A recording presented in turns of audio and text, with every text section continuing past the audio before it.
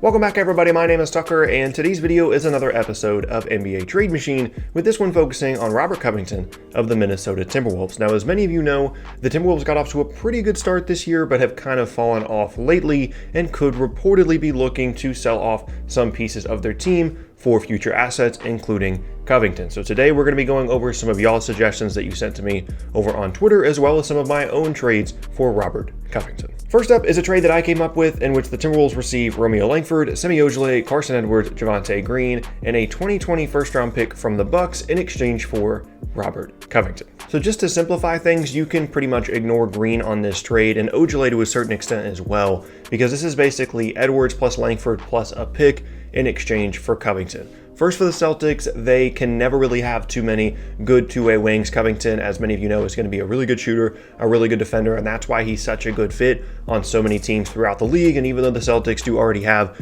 Gordon Hayward when healthy, and Jason Tatum, and Jaylen Brown, you can never really have too many good two-way wings, and they're not giving up a ton in terms of their current rotation in order to bring in a player as good as Covington would be for them. On the other hand, for the Timberwolves, this isn't a ton of value in terms of having one good player out of this deal, but you do get a couple of opportunities to get some future value in addition to what is likely going to be a late first-round pick from Milwaukee this season. Langford was just a player that was picked in the middle of the first round that should have a good amount of potential moving forward. Some people are higher on him than others, but if he ends up fulfilling that potential, he should be a really good scorer in the backcourt for the next 10 or so years. And then Edwards is kind of on that same level as well, as a really dynamic scoring option who will likely be a bench player for most of the rest of his career. And then again, you can talk yourself into Ojeleye if you want. And then Green has been playing for the Celtics on occasion, but mostly out of necessity, and then you're getting the pick as well. So I can understand if you're a Timberwolves fan and you're looking at this and you're thinking, where's the value? It doesn't really seem like we're getting anything out of Covington.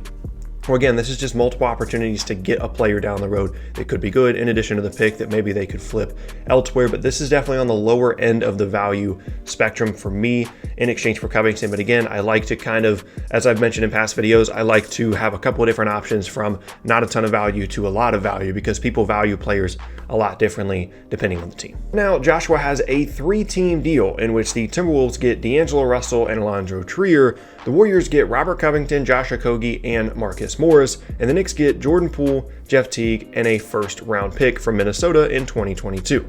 He says the T-Wolves get D'Lo and likely secure Cat long-term. The Warriors get 2 good forwards out of D'Lo and a young piece for their bench. The Knicks get a young guard with potential, cap space from Teague, and a first-round pick. I was on the fence as to who should give up a pick. Okay, there's a lot to unpack here, but first let's talk about this trade from the Timberwolves' perspective. So this is something that's been rumored for a long time.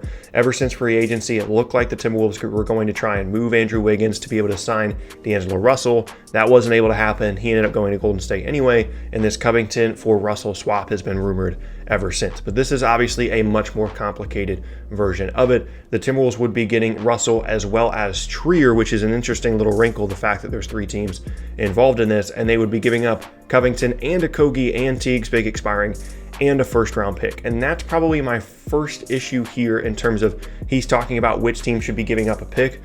It's really tough, because if the Knicks aren't getting a first-round pick out of this, there's not a huge amount of reason for them to be doing this, because they're giving up Trier, who could be something down the road, and then Morris is a big expiring contract that is at least valuable in a trade. And if they're not getting the pick, they're just getting another big expiring in Teague, which they already had in Morris, and then Jordan Poole, who's a worse young player than Alonzo Trier is at this point. So somebody needs to give up a pick, but I'm not sure that either Golden State or Minnesota would be all that willing to do so, because again, from the Timberwolves' perspective, they're giving up a good amount here. Teague, they want to move as an expiring, but they don't just want to get rid of him for nothing. Like, he does have some amount of value. And then Covington and Okogie is a big deal to be giving up just for, Russell and Trier, as good as Russell is going to be for that team. And like they said, or like Josh said here, secure Cat long term. So that would be basically my only issue here, is the fact that the Knicks would need a pick to really be involved in this. And I don't know if either the Warriors or Timberwolves would be willing to give one up, specifically for the Timberwolves having to give one up, down the road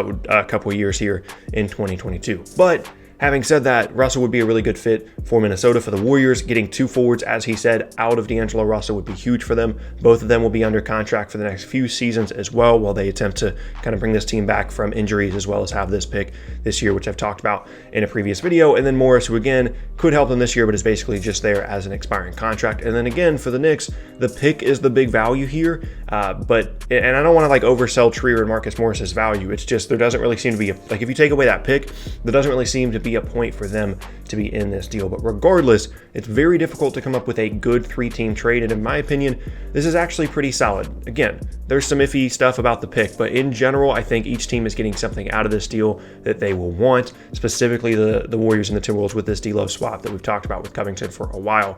But then kind of adding a new wrinkle into it, I appreciate, Josh, where you going through the effort to send this to me, because I think this is actually a really good deal. Next up now is a trade that I came up with in which the Timberwolves received Doug McDermott, Aaron Holiday, and a 2022 first-round pick from Indiana in exchange for Robert Covington. All right, so first let's talk about the mindset here for the Pacers. They're giving up Holiday and McDermott. Obviously, McDermott his role is going to be filled by Covington now, so that's not a huge deal. Some people might be upset that Aaron Holiday is involved in this deal. I do think he's going to be a pretty solid young point guard for the next couple of seasons, but they don't really need him as much once Oladipo comes back, but they do definitely need a little bit more help and a little bit more versatility on the wings in Covington, so I think that's a swap that they would be willing to make, given the fact that they still have Brogdon, they're going to have Oladipo when he comes back, they've got Jeremy Lamb, they've got TJ McConnell, they've got guard depth enough, or at least enough guard depth to move Aaron Holiday away in this deal. And then the first round pick as well, which is I think maybe where we get a little bit iffy depending on the protection of it. Ideally, it would be at least lottery protected for Indiana, because you're giving up a pick that is 2 years away at this point, because they can't give up their 2020 because they've already done that.